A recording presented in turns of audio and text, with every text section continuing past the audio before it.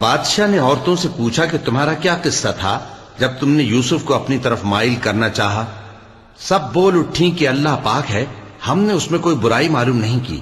عزیز کی بیوی نے کہا، اب سچی بات تو ظاہر ہو ہی گئی ہے، اصل یہ ہے کہ میں نے اس کو اپنی طرف مائل کرنا چاہا تھا اور وہ بے شک سچا ہے۔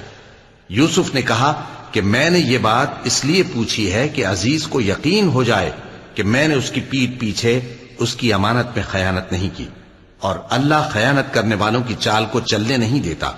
اور میں اپنے آپ کو پاک صاف نہیں کہتا، کیونکہ نفس امارہ انسان کو برائی ہی سکھاتا رہتا ہے، مگر یہ کہ میرا پروردگار رحم فرمائے۔